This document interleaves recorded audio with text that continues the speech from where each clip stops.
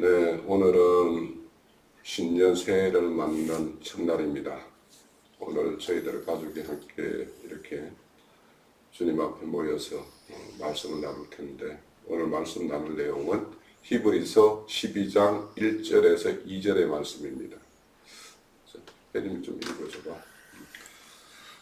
이러므로 우리에게 구름같이 둘러싼 허다한 증인들이 있으니 모든 무거운 것과 얽매이기 쉬운 죄를 벗어버리고 인내로써 우리 앞에 당한 경주를 하며 믿음의 주요 또 온전하게 하시는 이인 예수를 바라보자. 그는 그 앞에 있는 기쁨을 위하여 십자가를 참으사 부끄러움을 개의치 아니하시더니 하나님 보좌 우편에 앉으셨느니라. 네. 자, 오늘 말씀은 우리가 지금 믿음에 대해서 계속 살펴보고 있는데, 첫날 우리의 어떤 믿음을 좀 점검을 해보자 해서 믿음의 내용, 믿음의 방법, 믿음의 어떤 결과 이런 것들이 어떤 것이어야 되는가 하는 것들을 살펴봤고, 두 번째는 믿음으로 믿음에 이르게 하는 그 믿음, 그것이 분배되었을 때 히브리서 11장에 믿음의 선진들이 이렇게 이겼던 그런 어떤 신앙의 어떤 모습들 이런 것들에 대해서 좀 간단히 살펴봤는데, 오늘 보면 본문 말씀에 믿음의 주요 온전케 하시는 이 예수를 바라보자 이렇게 말씀을 해요. 그 예수님은 먼저 앞서서 모든 것들로부터 해방되시고, 그래서 믿음의 경주를 달리셨던 그 모습들의 어떤 본이 되는 분이시죠. 그 예수님이 행하셨던 것은 히브리서 11장에 구름같이 많은 증인들이 그 또한 그와 같이 이렇게 믿음의 어떤 생을 사셨던 모습들을 우리에게 소개하고 있어요.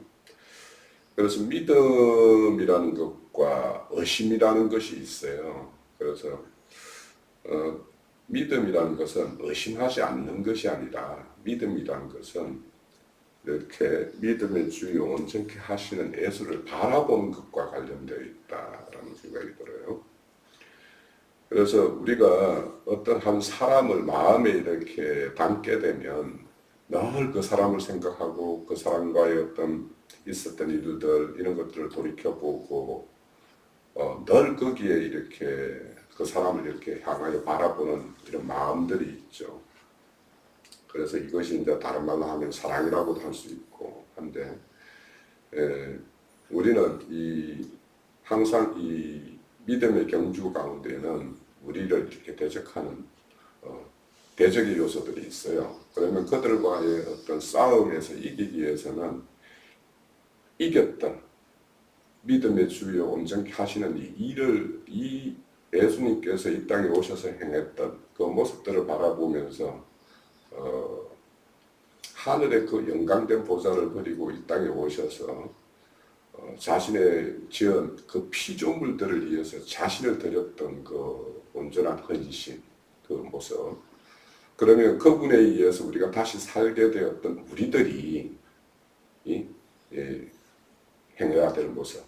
그러니까 우리 같은 경우에는 이런 믿음이라는 것은 어쩌보면 피조물이라는 어떤 그 실상을 제대로 알면 알수록 믿음의 길로 나아갈 수밖에 없어요. 그래서 자기 자신, 지원받은 자신의 어떤 그 미약하고 약한, 그래서 뭔가 버릴 것도 없는 실상이라는 것을 알게 되면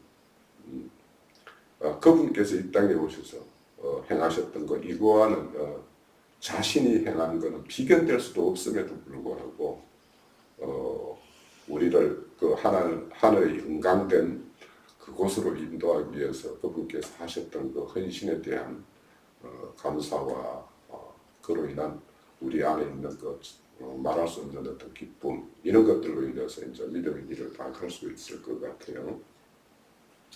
그래서 믿음이라는 것은 결국에는 친밀감과 같아요.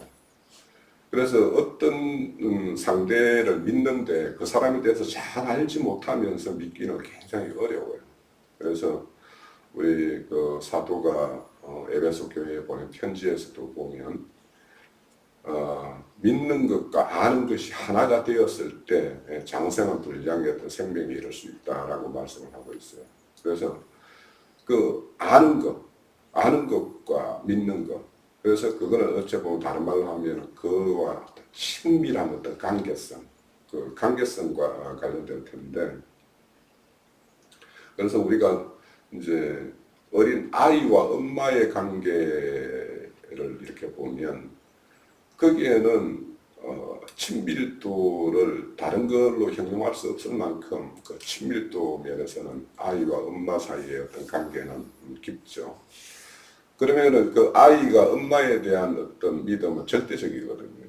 만약에 자신이 뭔가 잘못을 해서 엄마가 꾸짖는다 하더라도 그 엄마가 나를 미워하는 것이 아니라 나를 사랑하기 때문에 여전히 나를 사랑한다라는 그 확고한 어떤 믿음 그런 것이 있기 때문에 매 맞을 때는 엄마를 이렇게 두려워하지만 그것이 끝나고 나면은 아이는 엄마 품에 그냥 안기는 그런 모습에서도 이런 어떤 믿음과 사랑과 친밀감 이런 것들은 아주 밀접한 관계가 있다고 볼 수 있어요.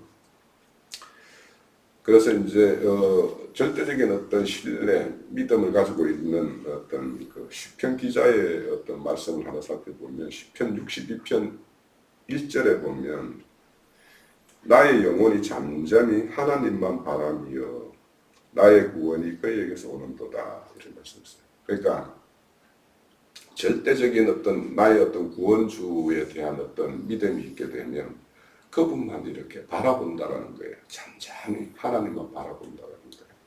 그래서 믿음이라는 것은 이렇게 바라보는 것과 관련이 있다라고 우리가 좀 이렇게 생각할 수 있어요. 자, 그러면 이제 우리가 첫 번째 시간에 우리 믿음을 점검하자라는 것과 좀 관련이 될 수도 있는데 우리 각자의 믿음이라는 것이 참된 믿음인가? 이 참된 믿음이라는 것은 참 믿을 만한 어떤 내용으로 이렇게 믿고 있는지 아니면 허황된 것을 믿고 있는지 이거와도 이제 관련이 있겠습니다만 그 믿음이라는 것이 이제 자리 잡게 되면 아까 우리 히브리서 11장에 그 믿음의 어떤 여정 가운데 어떤 고난들을 다 이겨냈던 그런 어떤 시험과 연단을 다 이겨냈던 그런 선진들의 어떤 모습들 이런 것들이 이루어질 텐데 실질적으로 믿는다고 하면서도 뒤로 물러나서 침륜에 빠지는 어떤 그런 경우가 허리 있거든요. 그래서 이제 참 믿음이라는 것에 대해서 한번 이렇게 살펴보면 자 우선은 내가 가지고 있는 것에 대한 확고함 그러니까 내가 믿는 믿음의 대상이나 믿음의 내용에 대해서 이게 확고한 것이 이제 아주 근거 있는 그런 것이 이제 자리 잡았을 때 그 믿음은 좀 굳건해지거든요. 그래서 그걸 이제 마태복음에 보면 산상수훈 건물에 보면 모래 위에 짓는 집이 있고 반석 위에 짓는 집이 있는데 그래서 반석 위에 짓는 집은 믿음의 내용에 대해서 참으로 근거 있고 그것이 움직일 수 없는 아주 그 진실된 사실에 근거하는 그런 믿음이라면 그것은 이제 반석에 짓는 집과 같은 거겠죠. 그런 믿음이 있다라는 거예요. 자, 그러면 이제 오늘날 이제 이런 가짜 믿음에 대해서 우리가 참 쉽게 이렇게 미혹될 수 있는 것은 그런 예를 한번 들어서 이제 좀 설명을 해볼게요.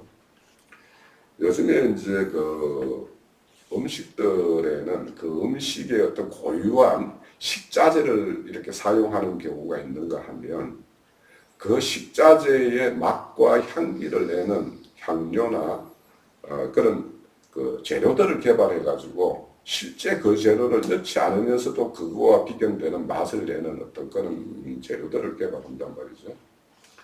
그래서 그런 어떤 그 맛과 향료를 이렇게 넣게 되면 원래 그 식재료보다도 더 그 맛에 가까운 그런 맛을 낼 수가 있어요.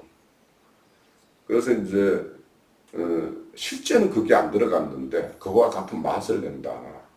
그러면 이 음식이 그 식재료를 썼을 때 그 영양 요소나 어떤 필요한 그런 요소까지 다 담보하는가 하면 그렇지는 않거든요.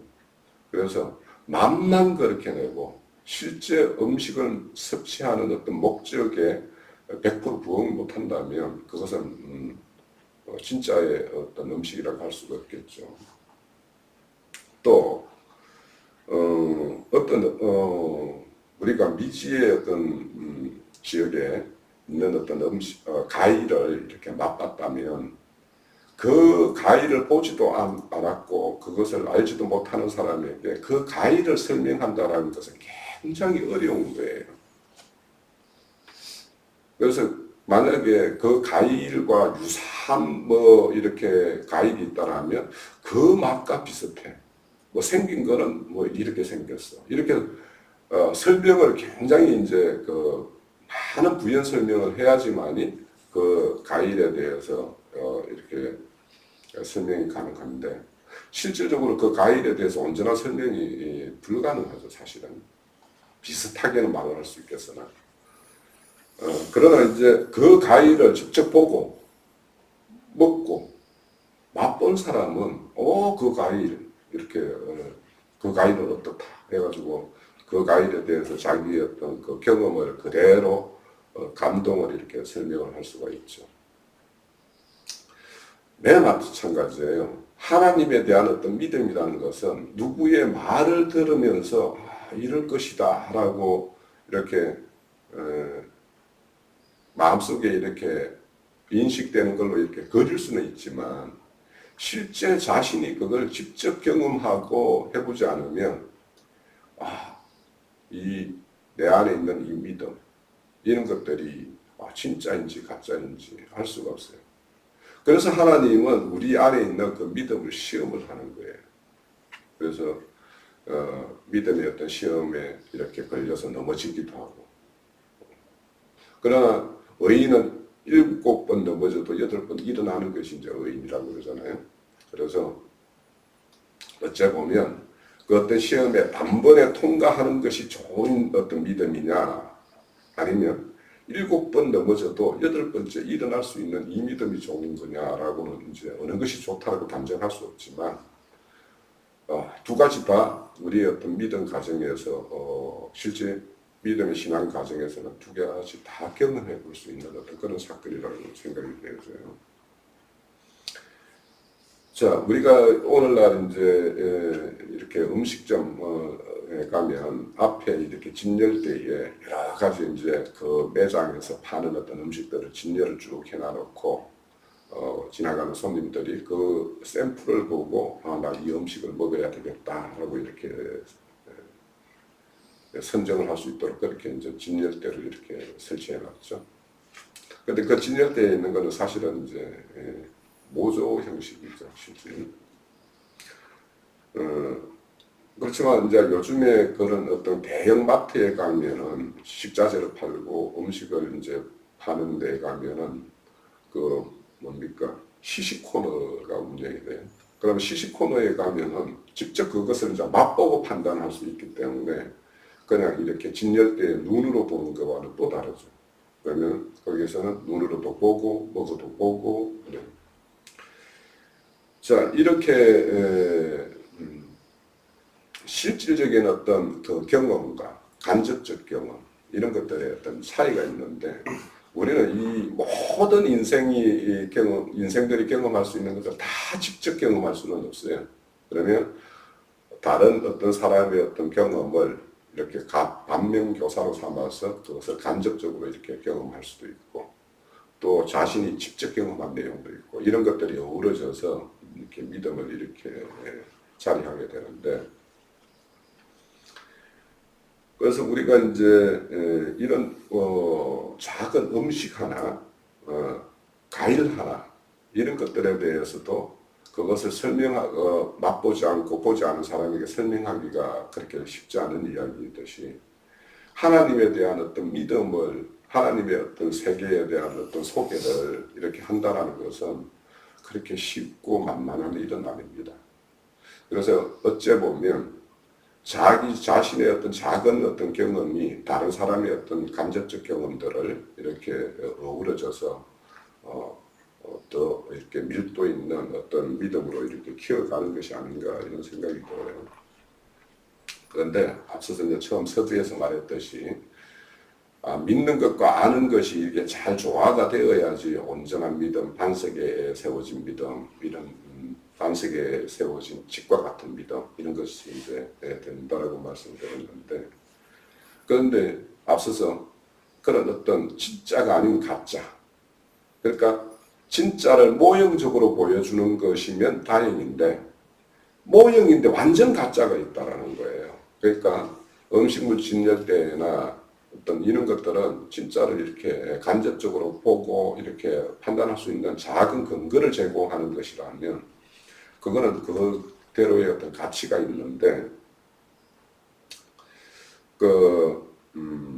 금을 캐는 그 사람들에게 가장 곤혹스럽게 만드는 것은 가장 금과 같이 생겨 있는 그 황철석이라고, 이렇게 돌 사이에 보면 금처럼 반짝반짝한 금빛이 나는 어떤 그런 것이 있단 말이에요. 그래서 그거는 이렇게 그냥 맨눈으로 보면 뭐 정말 영락없는 금과 같아요. 그래서 이렇게 금을 캐는 사람들이 이렇게 캐다가 이런 그 황철석과 같은 금맥을 이렇게 발견하면 그냥 하루 하게 되죠. 그런데 이제 이것이 너무도 진짜와 같은 완전 가짜인 거예요. 그러니까 이거는 우리에게 금이 이런 것이다라고 보여주는 모형이 아니에요. 이거는 금을 직접 캐는 사람에게 나타나는 가짜이기 때문에 실질적으로 그 사람의 어떤 노력과 투입된 재원과 이런 것들을 완전히 허무한 것으로 만들어버리는 그런 결과가 나올 수 있는 완전한 가짜이기 때문에 이제 문제인 거죠. 그래서 이제 우리가 아는 것과 믿는 것이 하나가 되어야 된다는데, 그 아는 것이 잘못 알고 있는 것에 대해서 철저하게 믿어버리면 그것만큼 허무한 것이 있는 거죠. 그래서 이제 이런 어떤 금을 캐는 사람들이 이 황철석을 보고 금이라고 이렇게 확정하고 거기에 전력 투구를 했는데 그것들을 다 가지고 나와서 실질적으로 이게 금인 것으로 이렇게 판별을 받았을 때, 거기 가짜라고 판별이 되었을 때 그 결과는 어떻게 되는 거예요? 돌이킬 수가 없는 거예요. 그 시간과 물자와 이런 것을.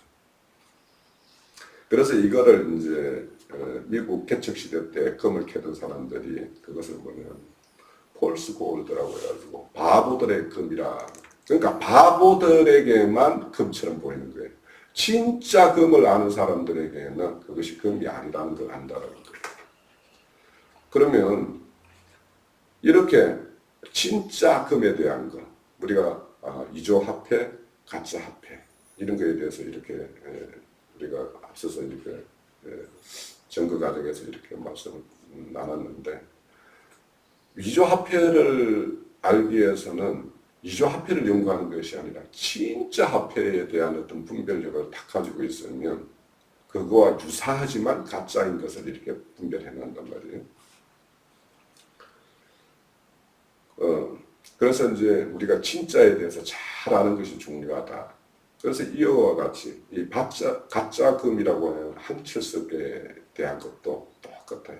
진짜 금에 대한 거, 이거에 대한 눈으로 보였을 때 어떤 그 빛깔은 어떻고, 또 이거의 어떤 무게감이 어떻고, 또 이거를 이렇게 간단하게 테스트해 볼 수 있는 뭔가 이런 어떤 수단들, 이런 것들을 알고 있는 사람들은 그 순간에, 이것이 발견되는 순간에 이게 진짜인지 가짜인지를 바로 확인을 하고 이게 가짜라면 거기에다가 내가 물자와 시간을 투자할 필요가 없는 거죠. 그와 같아요. 그래서 우리가 이렇게 작은 것, 과일 하나, 음식 한 그릇을 이렇게 먹고 하는 것에 대한 어떤 가짜와 진짜는 그 영향력이라는 것이 작은 것에 미치지만, 이런 어떤 자신의 모든 것을 투자한 이런 가짜 금을 캐는 일, 이런 일은 중대한 일이죠. 그런데 그거보다 더 중대한 것은 우리가 어떤 신앙생활을 하면서 우리가 전력 투구를 했는데 그 내용이 가짜였다라고 하면 이것이 그리스도 심판대에 섰을 때 이것이 가짜라고 판명이 된다라면 어떻게 하겠냐는 거예요. 그래서 우리가 앞서서 이렇게 살펴봤던 영을 분별하라. 그러니까 가짜 영, 그러니까 다른 영, 다른 복음, 다른 예수의 증거가 무엇인지를 우리가 알기 위해서는 참 복음이 무엇인지를 우리가 먼저 알아야지만이 가짜로 이렇게 가짜가 더 이렇게 진짜 같이 보인다고 그랬잖아요. 그러니까 가짜 그 향료들, 식자재들, 향료 이런 것들이 더 진짜 같거든요. 진짜는 그 맛에 어떤 편차가 있어요. 과일이랑 것들도 어떤 거는 좀 더 달고 어떤 거는 좀 더 신맛이 또 막 이렇게 가지고 있고 그 차이가 있는데 이런 어떤 맛의 향료 이런 것들은 일률적이거든요. 똑같은 맛을 낼 수 있거든요. 그래서 오히려 그게 더 진짜 같은 거예요. 그러나 이런 것들은 그 밥 한 그릇 아니면 과일 한 조각에 불과하지만 우리 어떤 신앙 과정이 이런 어떤 가짜에 미혹되어서 가짜에 이끌려서 그 가짜의 어떤 신앙으로 우리의 어떤 신앙의 모든 것을 마침이 되었을 때 어떻게 될 거냐라는 거예요. 그래서 우리가 마태복음 25장 12절에 보면 열처녀 비유가 나와요. 그래서 열처녀 비유 중에서 5처녀는 덤과 기름을 다 준비했고 또 5처녀는 덤만 준비된 처녀가 있어요. 그래서 신랑이 어느 날 갑자기 왔을 때 덤과 기름이 준비된 그 열처녀는 신랑과 함께 혼인의식에 이렇게 참여하는 걸로 이렇게 들어가는 모습이 있고 5처녀는 기름을 파는 집에 가서 기름을 구해왔지만 이미 문이 닫힌 상태라 그게 들어가지 못하는 모습이 이렇게 보여요. 결국에는 그 5처녀 문이 닫힌 이후에 신랑에게 문을 열어줄 것을 강구하는 그 사람들은 바로 가짜 황철석을 금으로 알고 그냥 덤만 준비하면 되는 어떤 신앙인 줄 알고 신앙을 했는데 나중에 알고 보니까 기름 없는 것이 어떤 큰 결격 사유가 되는 어떤 이런 걸로 판명이 되었을 때 그때 난 너희들이 어디로부터 왔는지 모르겠다라고 한다든지 내가 너희들을 도무지 알지 못한다라든지 이런 걸로 판명이 되었을 때 어떻게 할 거냐. 그래서 우리가 우리 자신의 어떤 신앙이 참 믿음에 기초한 그래서 참 진리에 기초하고 그것에 의한 신앙의 어떤 결과인지 아니면 잘못된 믿음, 잘못된 교훈에 의한 어떤 기초한 것인지 이거에 따라서 그 결과는 참 비참한 어떤 사람은 참으로 영광된 자리에 있게 되고 어떤 사람은 참으로 비참한 그런 어떤 결과를 얻는다라는 것이 우리에게 알려주는 말씀들이에요. 그래서 우리가 예수 그리스도에 향하여 우리의 믿음이 우리 온전한 구원을 이르게 하는 그런 어떤 믿음인지 아니면 구원과 상관없는 자기 확신에 이렇게 치우친 그런 것인지 스스로 점검하고 확정할 필요가 있다.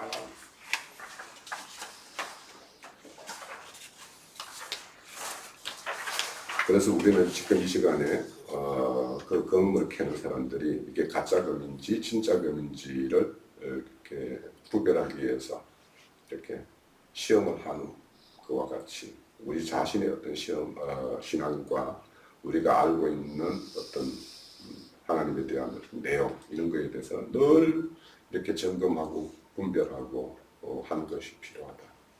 그래서 오늘날에는 참으로 그 미혹의 영들은 사람들이 이렇게 볼 때 보암직하고 탐스럽게 보이고 이렇게 하는 것들로 이렇게 다가오고 그럽니다. 그래서 어떻게 저런 어떤 말씀이 있지라고 이렇게 혹하는 어떤 그런 것들로 이렇게 왔을 때 그것이 정말 기록된 말씀에 근거하는 것인가 아니면 자신이 이렇게 사람의 생각과 사람의 말로 이렇게 되어진 내용인가 이런 것들은 너무도 우리가 중요하게 살펴봐야 될 내용이다. 자, 자신에게 이제 있는 믿음이 참 믿음인가 아닌가를 이제 이렇게 확인하기 위해서 너희들이 한번 스스로 시험하고 자신을 학증하라는 말씀이 있어요. 자, 고린도후서 13장 5절에 보면 너희는 믿음 안에 있는가? 믿음 안에 있는가? 자, 이때 믿음이라는 것은 예수 그리스도 안에 있는가? 이렇게 등치시켜도 돼요. 너희 자신을 시험하고 너희 자신을 학증하라 이렇게 말해요. 그러니까 너희가 지금 여기에서는 참 믿음이겠죠. 참 믿음 안에 있는지 너희 자신을 시험하고 너희 자신을 학증하라.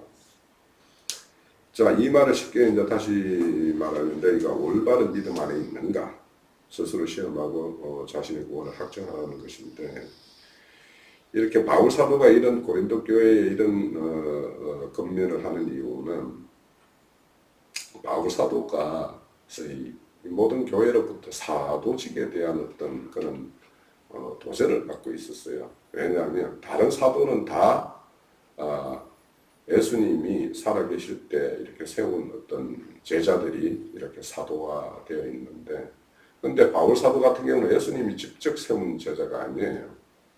다메섹 도상에 이렇게 가다가 오히려 예수를 따르는 무리들을 이렇게 핍박하기 위해서 그들을 붙잡기 위해서 다메섹 도상으로 가다가 거기에서 기이한 빛을 보고 눈이 멀어졌고 그래서 바울이 바라봤던 그 세계, 그 율법 세계에 사로잡혔던 그 눈꺼풀의 비늘들이 다 벗김으로 인해 가지고 이제 온전히 예수 그리스도의 어떤 생명 세계를 바라봄으로 인해 가지고 완전히 사울이 바울이 되었단 말이죠. 그래서 바울 사도는 그때 이제 자신이 사울이었을 때 예수와 하나님에 대한 열정은 남이 따라갈 수 없을 정도로 열정을 가지고 있었어요. 그래서 예수를 따르는 무리는 하나님을 믿는 것이 아니라고 생각했기 때문에 그들을 이렇게 붙잡고 그들을 속박하기 위해서 이렇게 가장 일선에서 섰던 사람이 이제 사울이었을 때의 어떤 모습인데 그때 사울의 믿음은 아주 믿음 그 자체로는 누구보다도 굳건하고 강한 믿음이었어요. 그렇지만 그 사울 안에 있는 그 믿음이라는 것은 믿음의 내용이 잘못되어 있는 거예요. 그러니까 첫 언약을 폐하고 새 언약을 세우기 위해서 오셨던 그 예수님이 이제 그 첫 언약을 폐하는 어떤 제사를 완성하고 완전한 새 언약을 이렇게 세우셨는데 그거를 알지 못했던 사울이 그 굳건한 믿음으로 행했던 것 이것이 바로 가짜 금인 황철석을 검으로 알고 자신이 전력 투구하는 모습과 똑같았어요. 그런데 그런 사울에게 하나님의 큰 은혜가 있면서 그 예수의 무리들을 이렇게 사로잡기 위해서 나아가는 그 다메섹에서 기이한 빛으로 사울을 찾아왔죠. 그 사건을 통해서 사울이 바울되는 어떤 사건이 됐어요.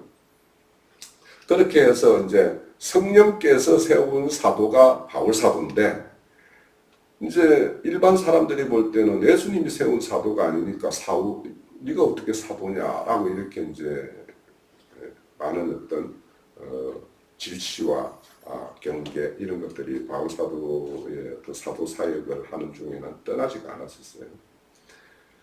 그런데 만약에 너희들이 믿음 안에 있는가 너희 자신을 시험할 때 그리고 이제 그 13절 5절 하반절에 보면 예수 그리스도께서 너희 안에 계신 줄을 너희 스스로 알지 못하느냐 그렇지 않으면 너희는 버린 자다. 너희 안에 예수 그리스도가 자리하고 있다라면 내가 참 사도라는 것을 너희는 알 수밖에 없기 때문에 너희들이 점검을 하라고 하는 어떤 한면이 있는 거예요. 이거는 우리 외에도 지금 그래 그대로 적용되는 것이 내가 믿음 안에 있다라면 내 안에 믿음의 주요 온전케 하시는 그분이 나와 함께 내 심령 가운데 자정하셔서 나를 통치하고 다스리고 나를 이끌고 있어야지만이 내가 참 믿음 안에 있는 거예요. 그래서 그분이 내 안에 있으면은 그분이 가지고 있는 믿음이 오셨죠. 우리 안에 있죠. 그러면 그분이 우리를 믿음으로 이끈단 말이에요. 그래서 믿음으로 믿음에 이끈다는 것은 그분이 너와 함께 함으로 인해 가지고 너 안에 참 믿음이 주인이 오셨어요. 그 믿음이 너희들을 믿음 가운데로 이끌어서 믿음의 어떤 신앙 여정을 이렇게 이끌어 간다라는 거예요. 그래서 예수께서 내 안에 계신다고 이렇게 알고 그분과 나와 늘 친밀한 관계, 교제의 관계, 이런 관계성을 가지고 있다라면 너는 참 믿음 가운데 있다라고 할 수 있다라는 거예요. 자, 그런데 이제 너희가 그리스도 안에 그리스도가 너희 안에 있다라면 너희가 참 믿음이고 믿음 가운데 거한다라고 하는데 이 고린도 후서 13장 5절의 말씀만으로 이제 모든 것이 그래. 난 예수 그리스도와 늘 생각하고 내가 늘 이렇게 살아가면서 예수를 늘 생각에 염두에 두고 살고 뭔가 행할 때도 그렇게 하고 뭐 한다라고 하면 이제 그가 내 안에 이렇게 거하는 것으로 이제 확정할 수 있는데 이것을 더 이제 확정하기 위해서는 요한 1서에 보면 요한 사도가 요한 1서 서신을 쓴 어떤 목적을 이렇게 밝히고 있어요. 여기 보면 요한 1서 5장 13절에 보면 내가 하나님의 아들의 이름을 믿는 너희에게 이것을 쓰는 것은 너희로 하여금 너희 안에 영생이 있음을 알게 하려 함이라. 그러면 영생도 누구냐면 예수 그리스도가 영생이야. 그지? 그분이 내 안에 있으면 당연히 내가 영생을 가진 자가 되는 거지. 자, 그러니까 요한 사도는 요한 1서를 통해서 성도들 안에 영생이 있다는 사실을 깨닫게 알려주기 위해서 이 서신서를 썼다라고 이렇게 말씀을 해요. 그러면 신앙생활을 하면서 여전히 구원에 대한 어떤 확신, 영생을 소유했는가 아닌가 이런 거에 대해서 오늘날도 내가 구원을 완전히 받은 거야 아닌 거야 이런 걸로 이렇게 확정을 가지지 못하는 사람들이 있을 수 있다는 거지. 근데 그 앞서서 요한일서 5장 12절에 보면 아들이 있는 자에게는 생명이 있고 하나님의 아들이 없는 자에게는 생명이 없다라고 해서 그러니까 생명이신 그분이 내 안에 있으면 생명이 있는 것이고 그분이 나와 함께 하지 않으면 나는 생명이 없는 자가 되는 거예요. 그래서 우리 스스로 이제 여기 우리 혜림이 혜진이 너희들도 자신 스스로 죽음을 보지 않는 어떤 생명이 있음을 이렇게 확정할 수 있는 건가? 그러면 우리는 육신의 죽음은 피할 수가 없어, 그지? 누구나 한 번 나면은 한 번 죽는 것은 이 육신의 생명은 정한 길이야. 그런데 우리의 속사람, 영과 혼의 생명은 나는 영원히 죽지 않고 하나님과 함께 예수님이 육으로는 죽고 영으로는 부활하셨던 것처럼 나도 육으로는 죽지만 내 안에 있는 영과 혼의 어떤 생명은 영원히 죽지 않은 생명으로 그 영원한 생명인 그분과 나는 완전히 결탁되어 있는 생명이야 라고 생각이 되어지고 그것에 대한 확정이 있다라면 너희들은 이미 그 아들이 내 안에 있고 그로 인해서 내 안에 생명이 있고 나는 영생을 가진 자다라고 이제 말할 수가 있어. 자, 그러면 요한 사도가 영생의 유무를 신자 4명 안에 아들이 있는지 없는지를 통해서 이렇게 결정하듯이 영생이 있음을 스스로 이렇게 깨닫는 것과 그들 안에 예수 그리스도가 거하고 있는 것, 이것들이 그러하다면 우리는 늘 예수 그리스도를 바라보고, 우리 처음에 보면 믿음의 주에 온전케 하시는 일을 바라보자 라고 말했지. 그러면 우리도 지금 내 안에 그분이 계시면 늘 일상에서 예수 그리스도를 생각하고 그분과 이렇게 짧은 대화도 하고 늘 그분께 자신의 어떤 소원하는 어떤 목적도 아뢰고 또 그분에게 새로운 길을 이렇게 물어도 보고 이렇게 늘 대화의 상대, 이런 상대로 이렇게 자리하게 된단 말이야. 자, 그래서 이제 이런 내 안에 그분이, 생명이신 그분이 거하는지, 또 그분이 나 안에 거하면은 내가 온전한 자, 성전이 되는 건데, 성전은 거룩한 곳이잖아. 내가 어떤 거룩한 생활을 하고 있는지. 그래서 우리가 첫 시간에, 우리 가족의 첫 시간에 거룩하라 하는 것. 그러니까 내 안에 참 생명이신 그 거룩하신 그분이 자리하게 되면 우리가 거룩하지 말으라 해도 거룩할 수밖에 없어. 그러니까 우리가 스스로 거룩하자, 거룩해야지라고 해서 거룩한 게 아니라 거룩하신 그분이 내 안에 있기 때문에 거룩함과 상관없는 것들을 나와 이렇게 결별시키는 일들이 자꾸 일어나게 될 수밖에 없어. 그러니까 우리가 그분이 내 안에 있다는 것이 이런 걸로 이제 확인이 되는데, 자, 그러면 요한일서 전체 내용을 보면 내가 내 안에 그분이 함께 한다라면 어떠할 것인가 하는 것들을 여러 가지로 제시하고 있어. 그 제시 첫 번째는 그가 우리와 함께 있다라면 너는 그의 계명을 지키며 계명을 지키는 삶을 살 것이다 라고 하는 것을 이렇게 제시하고 있어. 그러니까 내가 그분과 함께 한다라면서 그분의 계명이 뭔지도 모르고 그 계명과 아무 상관없는 삶을 산다라면 그분이 나하고 함께 하는가 하는 것에 대해서 캐시 마크를 붙여야 돼. 그래서 요한일서 2장 3절에서 6절에 보면 우리가 그의 계명을 지키면 그로써 우리가 그를 아는 줄 알 것이요 이렇게 되어 있습니다. 또 3장 24절에 보면 그의 계명을 지키는 자는 주 안에 거하고 주는 그 안에 거한다. 그러니까 그를 계명을 지키는 사람은 그가 주 안에 거하고 주님도 그 사람 안에 거하는 하나로 이렇게 연합되는 생을 산다는데, 또 두 번째는 세상을 사랑하지 않는 삶을 산다는 거지.